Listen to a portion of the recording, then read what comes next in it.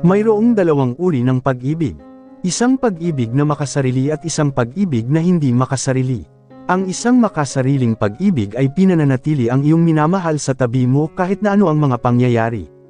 Pagmamahal na ipagdadamot ka sa ibang tao para lang manatili siya sa iyo. And the love that is selfless, a love that is willing to give everything you can just to make your beloved happy without expecting in return. Pagmamahal na marunong mapagparaya. Nakangiting pinagmamasdan ni Steven ang pinakamamahal niya na ikinakasal na sa taong mahal nito. He is genuinely happy for them but he couldn't deny the fact that he's hurting. It feels like his heart was being ripped apart. Nasasaktan pero masaya siya. Nasasaktan siya kasi hindi siya ang mahal ng dalaga pero masaya siya na makitang masaya ang taong mahal niya. He is really a sadistic person. Yung tipong nasasaktan na nga nakangiti pa din. It can be shown in Katrina's face that she's happy while promising her vows to her beloved. Kaya masaya na din si Steven. Yun lang naman ang importante para sa kanya, ang makita na masaya ang babaeng mahal niya. After the wedding, Steven congratulated the new couples then went home. He need to take a break for his aching heart. Pagkatapos niyang batiin ang dalawa ay umuwi na kaagad siya. Steven was packing his clothes when some entered his room. Hindi ka ba muna magpapaalam kay Katrina? I don't want to ruin their marriage, Ninong. Kakakasal lang nila. Baka maging sanhi pa ng pag-aaway nila kung kakausapin ko pa si Katrina. They're happy. I don't want to spoil their most memorable moment, sagot niya. He heard his ninong sigh. Hindi naman ganyan kakitid ang utak ni Adam. He will understand. Nah, it's okay. And besides babalik pa naman ako. Hindi naman ako titira sa Pilipinas ng matagal. Babawasan ko lang ang sakit sa dibdib ko. Steven chuckled at the last word he had said. Napabuntong hininga si Rex, bakit kasi anak ko pa nagustuhan mo? Alam mo naman na may Adam na yon. Kasalanan talaga ni Katrina kung bakit ako nasasaktan. Bakit kasi kamahal-mahal siya? He joked. Rex chuckled. Too, hatid na kita sa airport. His ninong offered. Hindi na, sasama na lang ako na ibang themas. They're waiting for me, outside. Nang matapos siyang mag-impake ang agad niyang tinungo ang van na nakaparada sa labas ng bahay. Siya na lang ang hinihintay kaya naman lamarga agad ito pagkadating niya. After hour of drive they arrived at the airport, exclusively for Themis members. Steven looked out the plane's window. Gabi na kaya magandang pagmasdan ng city lights sa himpapawid. It was his first time being away this far with Katrina since they become close. He sighed and closed his eyes. Masakit pala ang pakiramdam kapag nakikita mo ang mahal mo sa piling ng iba. Pero walang masasakit sa katotohanan na kahit ikaw yung nandyan, hindi naman ikaw yung kailangan. He wasn't complaining, though. Alam niyang sa simula pa lang wala na talaga siyang laban, na sa simula pa lang ay talo na siya agad. Pero wala tumibok talaga ang puso niya at hindi niya kayang pigilan iyon. Mahirap talagang kalaban ng puso. After almost a day of air trip they landed on the Philippine soil. Halos isang araw ang biyahe. Gabi nang umalis sila sa Switzerland kaya gabi rin sila makarating sa Pilipinas. Tinungo ni Steven ang garahe sa pribadong paliparan nila para kunin ang kotse. He fished out his phone from his pocket as he walks by. And messages was flooding his phone the moment he opened his phone. Lahat ng notifications ay galing kay Katrina. Maraming messages at missed calls. Katrina was asking why he leave without informing her. Gusto niyang mag-reply pero pinigilan niya ang sarili. I shouldn't entertain her anymore. That's what Steven thought, baka kasi magselos pa ang asawa nito sa kanya. Kaya ang ninong na lang niya ang pinadalhan niya ng mensahe. Steven drove off again to his condo. May jet lag siya kaya gusto niya munang matulog. Alas 7 na rin ng gabi. Pinart ni Steven ang kotse at agad tinungo ang unit. Ito talaga ang totoo niyang tinitirahan. He owns the building where he lives. Steven has businesses besides of being an agent. Kapag wala siyang misyon ng pamamahala sa kumpanya niya ang pinagkakaabalahan.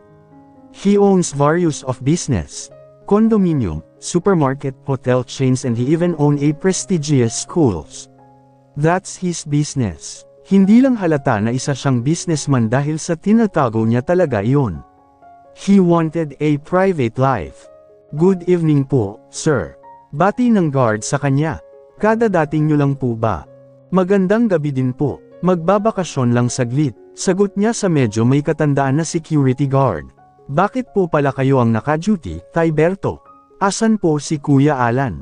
Stevens employs most likely people who have a hard time of finding a job. Yung mga taong hindi nakapagtapos sa pag-aaral at may mga criminal records. Alam ni Steven kung ano ang hirap ng paghahanap ng trabaho ng may mga kriminal na record.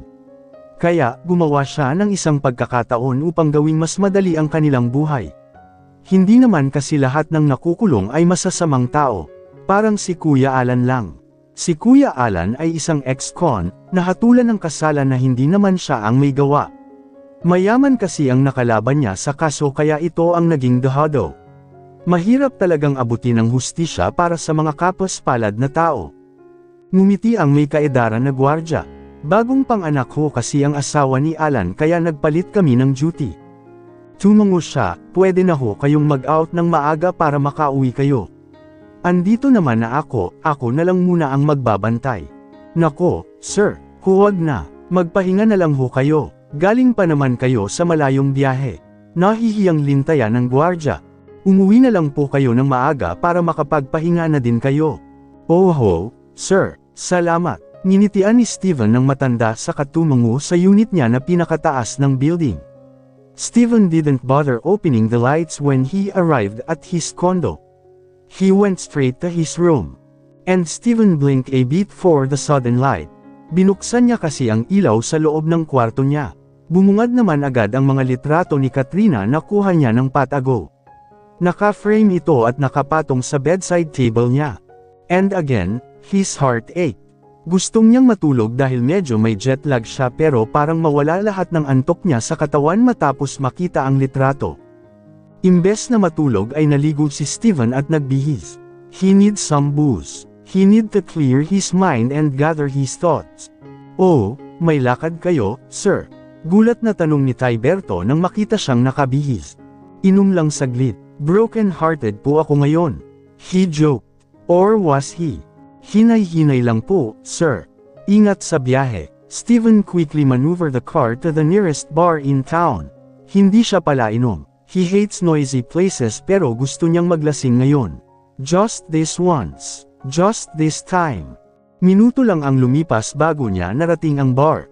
Loud music and blinding lights welcome him first thing when he enters.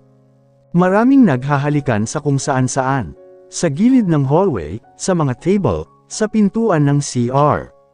Anywhere in the corner. But Steven didn't mind it all, hindi ganun ang pinunta niya dito. He just wanted to drink. That's all. Wala siyang balak makipag-make out. Inom lang. One scotch on the rock. He ordered. Nakaupo siya sa high chair. Wala naman siyang balak magtagal doon.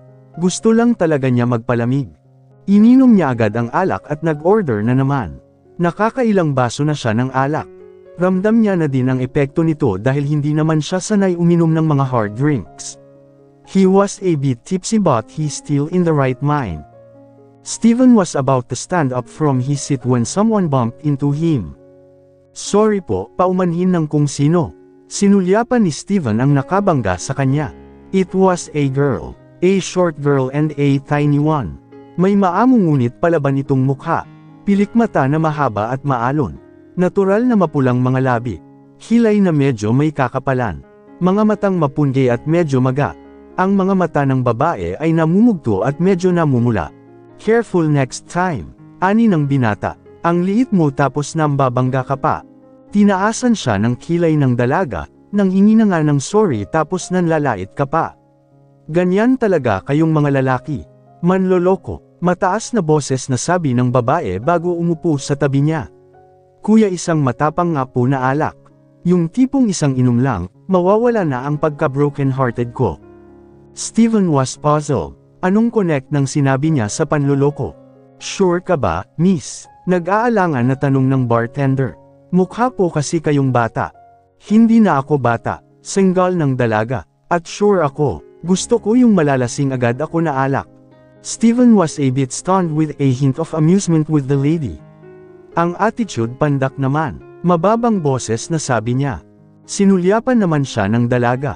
Ano, may kailangan ka? Kanina ka pa tingin ng tingin I was just observing. You really look a minor. Hindi na ako minor. Kung minor ako edi sana hindi ako pinapasok ng guard. Tumungo siya. Point taken. He said and order again. Steven stayed a beat. Nawala ang kalasinggan niya dahil sa katarayan ng babae. Ilang alak pa ay nagsimula ng umiyak ang dalaga. Napaka manloloko talaga ng walang hiya na yun. Akala mo naman sobrang gwapol. Ang gago niya, magsama silang dalawa, mga pangit. Alam ni Steven na lasing na ang dalaga. Delikado para sa kanya ang mag-isa sa ganitong estado, kaya hindi na siya muna umuwi. Ikaw, manloloko ka rin ba? Tanong nito sa kanya. Steven shrugged. Kakasal lang kahapon ang mahal ko. Oh, niloko ka din. He shook his head. Hindi naging kami kaya it's not cheating. Oo, ikaw ba? Lumukot ang mukha ng babae, ang boyfriend. I mean, niloko ako ng ex-boyfriend ko kasama ang pinsan ko. Nakita ko sila sa dorm niya. Ang bababoy. That sucks. Nakakainis talaga pero nasasaktan ako. Hindi dahil nagloko siya pero dahil natapakan ang pride ko. Gago. Ang lakas ng loob naman loko. Ni hindi man lang nga siya makasagot ng maayos sa isang simpleng math equation. Natawa si Steven dahil doon. This woman is really a new breath of fresh air. This little woman is so feisty. Palaban kahit pandak. Their conversation takes long. Nag-usap lang sila kung gaano sila kamalas pagdating sa pag-ibig. They were having a nice conversation that they ended up naked in bed and calling each other's name. Hindi alam ni Steven bakit humantong sila sa sitwasyon na iyon. Ang paglalasing na gusto niya para malinawan ang isip, ay nauwi sa isang mainit at manibugong pagsasama sa babaeng hindi niya lubusan kilala. Nagising na lang si Steven kinaumaga na masakit ang ulo at nag-iisa na lang sa loob ng hotel na pinag-check-in nila kagabi. Walang bakas ng babaeng hinigaan niya kagabi kundi ang pulang mantsa sa kumot. Ito ay isang dugo na nagpapahiwatig na ang pagkabirhen ng dalaga ay nakuha niya. Simula nang mangyar ang kaganapan na iyon ay hindi yun nawaglit sa isip ng binata. Hanggang sa nakabalik siya sa Switzerland, the face of that woman never leaves his mind. Parang sirang plaka na paulit-ulit na nagpa-play sa kanyang utak. Pauwi na si Althea galing construction site kung saan nagtatrabaho ang kanyang tatay. Dinalhan niya kasi ito ng tanghalian dahil nakalimutan nitong dalhin kaninang umaga bago ito umalis. Hindi naman gaanong malayo ang site sa bahay nila kaya nilakad niya lang iyon. Exercise na din para sa kanya. Hindi naman gaano katirik ang araw kahit alas 11 na ng umaga. Malayo pa lang si Althea ay kitang-kita niya na ang mga marites sa kanilang barangay na nagkukumpulan sa harap ng tindahan ni Ate Linda. Katapat lang kasi ng tindahan ang bahay nila kaya gustuhin niya mang iwasan ang mga tsismosa ay wala talaga siyang takas.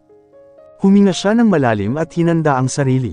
Alam niyang siya ang inaabangan ng mga ito na dumaan doon para kutsain at pahiyain lang. Ganon naman sila palagi. Oy, nandito na ang inosente kuno, pero kiring-keng naman. Pangunguna ni Aling Rosita, ang leader ng mga marites sa barangay. Mukhang anghel lang ang mukha, pero nasa loob naman ang kulo. Segunda ni Aling Carmen. Bumuka ka kasi kaagad, hindi man lang inisip ang tatay niyang nagkanda kubo-kubo na sa construction, para lang iahon sa hirap ang anak na walang ginawa, kundi ang bumuka ka lang at magpasarap sa Maynila. Pagpaparinig naman ng isa pang marites na si Divina. Ganyan kasi kapag walang nanay. Hindi nababantayan kaya napapariwara. Si Aling Anita, may hawak pa itong bigas na nakasupot. Kaya nga, sang-ayon ni Aling Rosita. Wala nang ang nanay, desgrasyado pa. Doon lang nagpantig ang tenga ni Althea. Kaya niyang sikmurain kung anumang masasamang salita ang ibato sa kanya pero hindi niya mapapalampas kapag nadawit na ang magulang niya, lalong-lalo na ang ina. Huwag niya hong dinadawat dito ang nanay ko. Palaban na buwelta ni Althea. Huwag po buhay ko ang bantayan niyo, kundi mga anak niyo. Ani niya pa, hindi ko naman pinagtsismisan ang mga anak niyo na high school palang may anak na. Aba, wala talagang respeto sa nakakatanda. Talagang walang modo. Tinuro-turo pa talaga siya ni Aling Rosita. Totoo naman kasi ang sinabi niya. Ang anak ni Aling Rosita na si Rose ay high school palang nang nagbuntis ito. Ngayon nasa grade 11 na ito at 1 taon gulang na din ang anak. Yung respeto po ay para lang sa mga taong karespe-respeto. Hindi ho yun para sa'yo. Sagot niya, hindi po lahat ng mga matatanda ay kailangan respetuhin. Tulad niyo po. Tumalim naman ang mga mata ni Aling Rosita. Tanda na inis ito sa sinabi niya. Akmang susugurin niya nito nang sawayin siya ni Aling Linda, ang may-ari ng tindahan. Huwag mong ituloy ang binabalak mo, Rosita.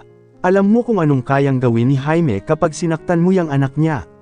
Saway ni Ate Linda, kababa pa lang nito galing tricycle at buhat pa nito ang mga pinamalengke. Ikaw itong nagsisimula pero ikaw naman ang pikan. Magsialis na kayo sa harap tindahan ko, tinataboy niyo ang swerte. Umirap naman si Aling Rosita. Magaling lang talaga ito pagdating sa salita pero tiklop naman kapag pinatulan. Tara na kayo, tawag nito sa mga katulad niyang Marites, bago tumingin sa kanya sa galit na paraan. Desgrasyada, anito saka tumalikod kasama ang mga alipors. Bumantong hininga si Ate Linda saka umiling, wala na talagang pag-asa ang mga yon. Papasensyahan mo na lang, Althea. Mga inggit lang yun sa'yo. Si Ate Linda ay kaibigan ng kanyang yumaong nanay kaya naman malapit ang loob niya dito. Yun sa kwento ng tatay niya. Hindi naman kasi niya naabutan ang kanyang nanay. Namatay kasi ito noong pinanganak siya. Ito kasi ang nag-aalaga ka kanya dati noong bata pa siya tuwing nasa trabaho ang tatay. Sanay na po ako sa mga yon. Ako pa naman ang pulutan araw-araw. Sabay na natawa si Althea at Linda. Tulungan mo nga ako dito saglit lang. Marahan na pakiusapan ni Ate Linda. Mga magagaan lang ang dalhin mo ha at huwag ang mga mabibigat. Si Tonton na ang bahala dyan. At saka bumili ako ng mangga. Nasabi kasi ni Jaime na gusto mo raw kumain noon. Nakangiti ang dalaga habang sumusunod kay Linda. Masaya ito dahil makakakain na din ito ng mga. Althea has been craving mangga. At dahil hindi naman season ng mangga ngayon sa palengke lang makakabili noon. Salamat po dito sa mangga Ate Linda. Masayang pagpapasalamat ng dalaga. Bitbit na nito ang supot ng mangga. Nako, walang anuman. Tugon ni Linda. Nga pala, nasabi doon sa barangay hall kanina na may prenatal daw bukas. Nabalitan mo na ba? Tumungo ang dalaga. Opo, sinabihan po ako ni tatay kahapon. Sige, umuwi ka na at magpahinga. Masama sa buntis ang magpagod ng sobra. Salamat po ulit sa mangga. Pagka-uwi niya ng bahay ay agad niyang nilantakan ang mangga na bigay ng Ate Linda niya. Magkasama din itong bandang kaya sobrang saya niya. Si Althea ay kasalukuyang buntis ng 3 buwan. Mahirap para sa kanya, syempre. Mahirap dahil bata pa siya. Teenage pregnancy, they say. She just turned 20 years old months ago. Pero kahit mahirap ang sitwasyon niya, hindi niya naisipan na ipalalag ang bata sa sinapupunan niya. Kahit pa naging ganito ang kinahantungan niya ay hindi siya pinagalitan ng tatay niya. It was actually her father who convinced her to take care of the child. Tinanong lang siya ng kanyang ama kung ano ang nangyari. Ikwenento niya lahat ng detalye sa gabing iyon. Kasama na ang panloloko ng boyfriend niya kasama ang pinsan niya. Walang sinabi ang tatay niya tungkol doon. Pero nangako at tatay na pagtutulungan nilang buhayin ang bata sa sinapupunan niya kahit pa magkanda kubo-kubo pa daw siya. Ang swerte talaga ni Althea sa tatay niya. Maaaring nagkulang siya sa kayamanan, ngunit ang pagmamahal ng kanyang tatay ang pumuwang ng lahat. Walang tutumbas sa pagmamahal ng magulang kahit pa ang pinakamahal na diamante sa mundo. Hindi niya akalain na sa isang gabing pagkakamali ay magbubunga iyon. The night she gave her virginity to some stranger she just met randomly at the club. Dahil sa kalasingan ay nawala siya sa tamang huwisyo. She just think was her bleeding ang shattered heart. All her senses just came to her when morning comes. Sa sobrang takot niya noong araw na yun ay tumakbo siya. Sino ba naman ang hindi matatakot kung madyay gising ka na lang isang umaga na may katabi kang lalaki na hubad-hubad pa? Kung hindi lang sana siya niloko ng boyfriend niya noon ay hindi sana siya haantong sa ganito. Kung hindi lang siya naglasing sana nag-aaral pa siya ngayon.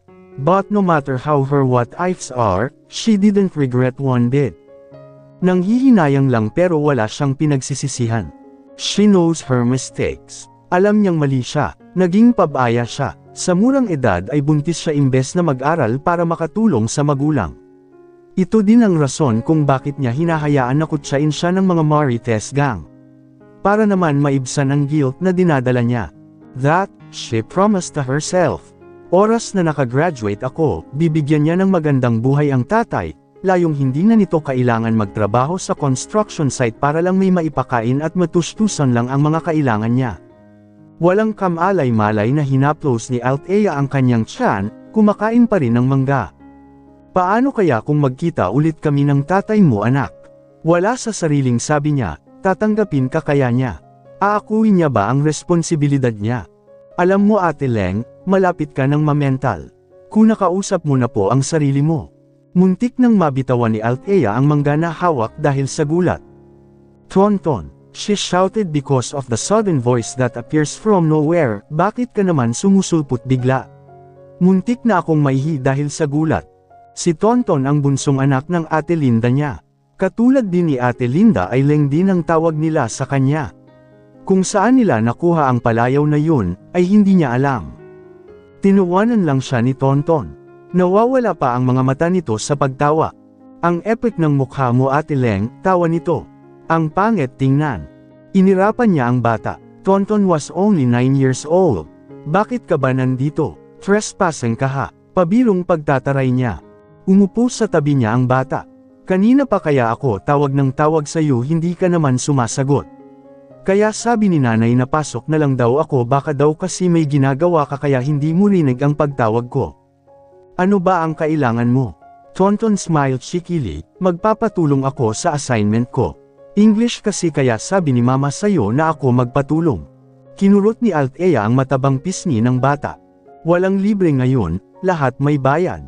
Biro niya dito, palagi kasing magpapatulong si Tonton sa kanya sa mga assignments nito.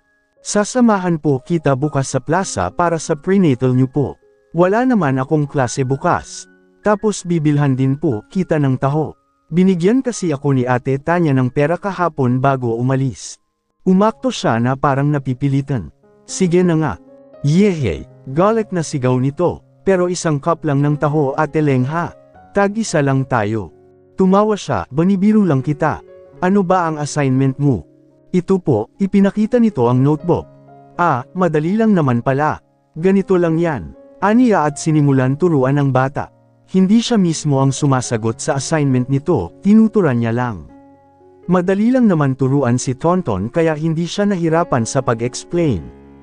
Madali lang talaga Ate Leng ang mga assignment ko kapag ikaw ang nagtuturo. Kapag si ma'am kasi hindi ko maintindihan. Buti na lang hindi ka na bumalik sa Maynila. Hindi ka kasi nakikinig sa teacher mo kaya hindi mo naiintindihan.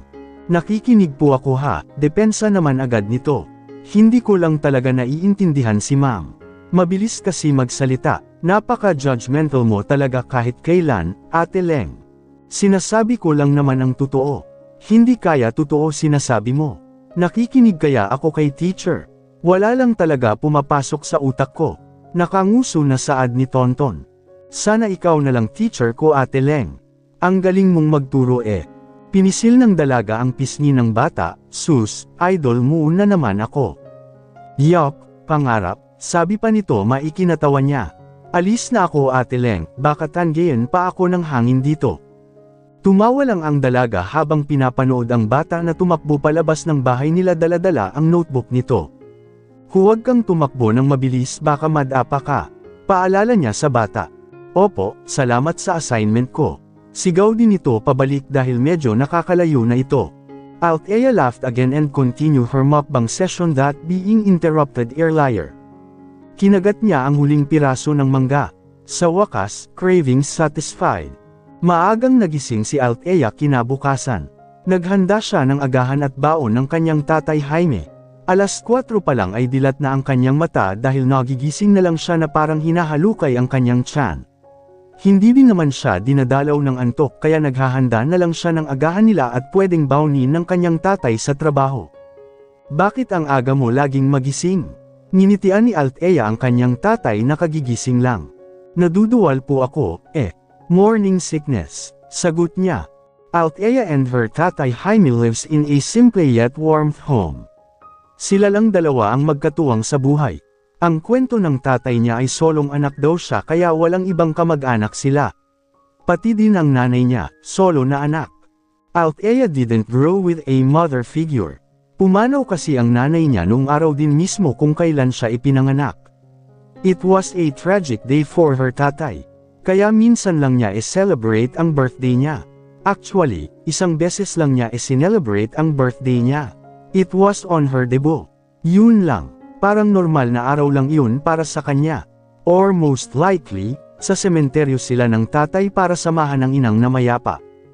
Nasabi sa akin ni Linda na ginugulo ka na naman ni Rosita. Totoo ba yun? Inilapag niya sa mesa ang kape na tinimpla niya para sa tatay. Wala naman bago doon, tay. Hayaan mo na lang po. Totoo din naman ang mga sinasabi nila, Ilang beses ko bang sinabi na hindi ka ganun babae? Pangaral ng tatay. Sabihin na natin na maaga kang nabuntis pero hindi naman ibig sabihin nun hanggang dyan ka na lang. Alam ko na marami kang pangarap sa buhay. Pwede mo pa naman abutin lahat ng iyon kahit may anak ka na. Hindi ka sayang, anak, layan ang tatandaan mo. Nilapitan ni Althea ang tatay sa kayam-akap dito ng mahigpit. She's very lucky to have an understanding and loving tatay. Sorry po tay kung nagdagdag pa ako ng pabigat sa'yo. Sorry po dahil kailangan yung magtrabaho ng doble ngayon. Sorry po kung hindi ko pa natutupad lahat ng pangarap mo para sa akin. Sorry po dahil maaga akong nabuntis. Iyak niya sa bisig ng ama. Sorry po, tatay. Sorry po, sorry. Inalaw naman kaagad ni Jaime ang anak. Ayaw na ayaw niyang nakikita ang anak na umiiyak. Nangako pa naman siya sa yumaong asawa na gagawin niya ang lahat para lang maging maayos ang buhay ng kanilang nag-iisang anak.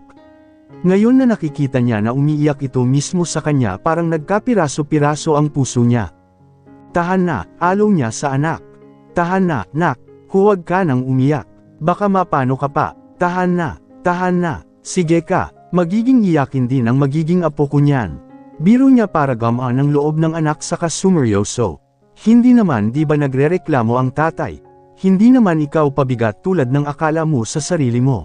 Mas okay nga na dito ka na pumirmi sa probinsya kaysa doon sa Manila, Mas maaalagaan kita dito. Hindi na ako masyadong mag-aalala. Tumahan na ang dalaga sa pagiyak pero umaalog pa din ang braso nito at nakayakap pa din sa ama. Pasensya na po tay. Althea was having a hiccups because of crying. Babawi po ako sayo. Promise po yan. Naramdaman ni Althea ang paghalik ng kanyang tatay sa tuktok ng ulo niya kaya mas hinigpitan niya pa ang pagyakap dito. Huwag mo na muna isipin ang pagbawi sa akin. Unahin mo muna ang apo ko. Ang magiging anak mo. Ayos pa naman ang tatay. Jaime said, kaya pa naman ni tatay mo ang magtrabaho.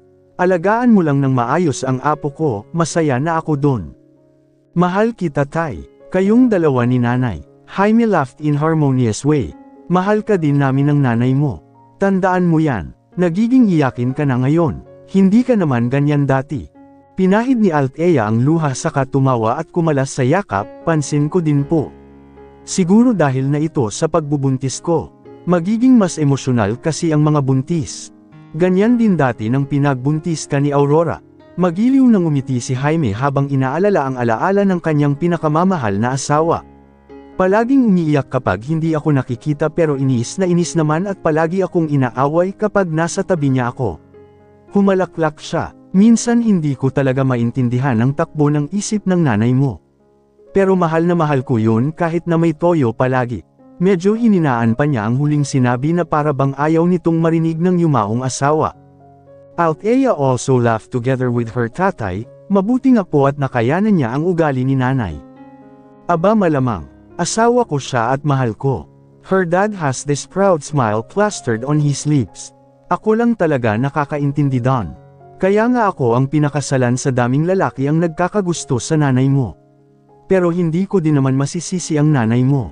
Sa gwapo kong to, hindi na lugi ang nanay mo. Pabirong pagyayabang ni Jaime para pakalmihan ang kanyang anak. Andyan na naman kahanjinan mo, tay. Biro niya. Tumawa lang ang ama. Nga pala, sino ang kasama mo pumunta sa plaza mamaya? Ngayon ang prenatal check-up mo diba? Ang kanilang barangay ay may session na ito kung saan ginawa nila ang kanilang plaza bilang mini-clinic para ipa-check up ang mga buntis at may sakit sa kanilang barangay. Plataporma iyon ng mayor nila at libre lahat. Kahit mga gamot at vitamins, libre. Si Tonton po, Tay. Sasamahan niya daw po ako mamaya. Wala naman daw siyang pasok at ililibre niya din ako ng taho mamaya. Nauto mo naman ang bata. Naiiling ang ama habang humihigop ng kape. Bumalik ka na sa pagtulog mo at alas 5 pa lang. Gigisingan na lang kita mamaya pag alis ko. Sige po. Nagpaalam na din si Althea sa ama dahil nakaramdam na din siya ng antok. Ganun siya palagi kapag nagiging siya ng maaga.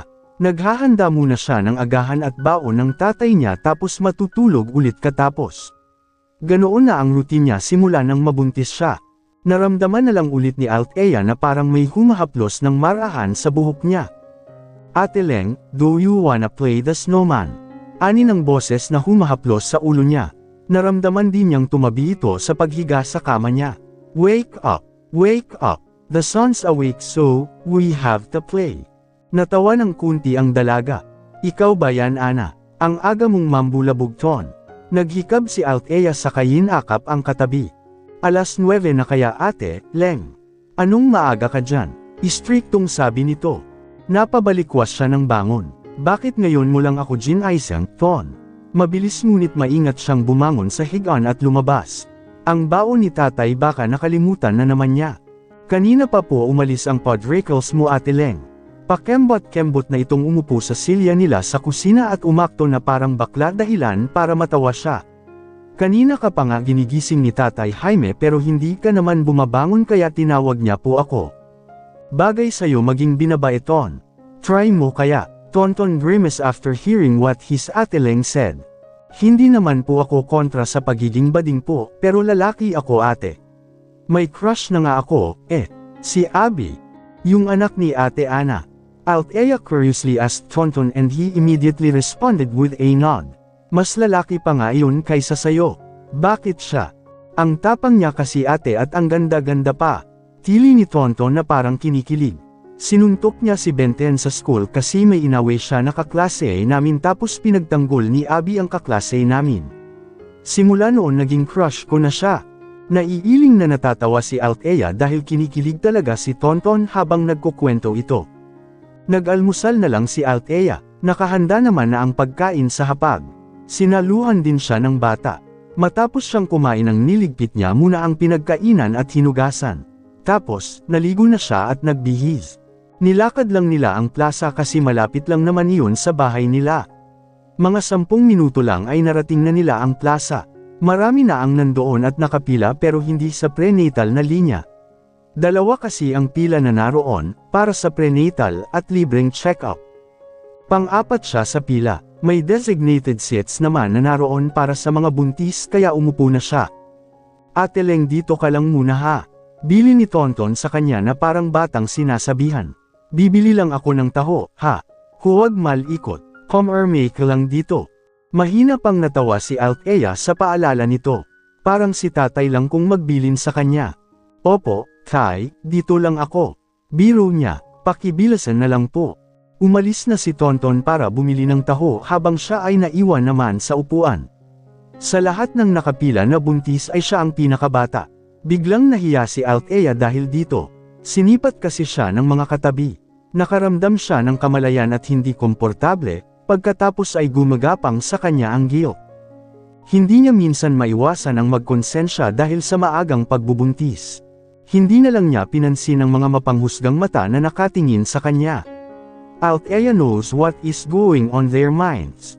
They're judging her. Alam niyang hinuhusyagan siya base sa mga titig nila sa kanya. Tahimik lang siya sa upuan. Wala siyang kakilala kaya pinalaruan na lang niya ang kuko. It's her mannerism whenever she felt anxious and bothered. She played with her nails. Alam niyo bang may bagong itinatayo na supermarket dito sa bayan? Tanong ng isang buntis sa katabi nito. Oo, sang-ayon ng isa. Nabalitan ko kahapon. Bata pa daw ang may-ari niyan. At higit sa lahat gwapo daw at single. Tili ng buntis na nasa unahan niya. Umirap sa ere si Althea at bamulong para hindi marinig ng nasa unahan niya. Kung makatili akala mo walang asawa. Ay, oo, tili din ng isa. Nakita ko kahapon yung may-ari na binisita ang site. Ang gwapo talaga. Malaki ang katawan, makisig, at sobrang bango. Para naman naging kiti-kiti ang tatlong buntis na nasa unahan ng pila kaya sinaway sila ng nurse malapit doon. Kung kiligin ng mga ito akala mo naman single at walang mga asawa. Ito na ang taho mo Ate Leng. Hinihingal na sabi ni Tonton sabay abot ng taho sa kanya. Ang dami kasing bumili kaya natagalan ako. Agad naman niyang tinikman ang taho. And instantly the taste blasted in her entire mouth. Althea savor it all. Ang sarap. OG's really never gets old. Tinapik niya ang hita. Upo ka muna dito para hindi ka nahinggilan. Umiling ang bata sa kakinuha ang upuan sa likod at tumabi sa kanya. Mabigat ako baka maipit pa ang baby girl mo. Baby boy to. Tinuro niya ang tiyan. Hindi po. Baby girl yan. Tapos kamukha mo. Argumento ni Tonton. Lalaki nga sabi, giit niya. Babae po. Final. Pilit din ni Tonton. Ikaw ba ang nanay? Mataray niyang sabi. Ikaw ba ang buntis? Hindi, palaban din na ani ng bata. Pero babae pa rin ang baby mo. Patuloy na nagtalo ang dalawa sa kung anong kasarian ang pinagbubuntis ng dalaga. The two were having a friendly battle against each other while eating taho. Wala sa kanila ang umaatres. Pareho silang tutol sa opinyon ng isa't isa at nanindigan sa kanilang paniwala. Natigil lamang ang dalawa nang makarinig sila ng isang balita na nagpapakilabot kay Althea. Nanlamig ang kanyang katawan at kinakain ng takot ang kanyang buong pagkatao. Namutla siya at nabalisa. Muntik pa siyang mahina dahil doon. Althea, Althea, ang tatay mo nasagasaan, sinugod sa hospital.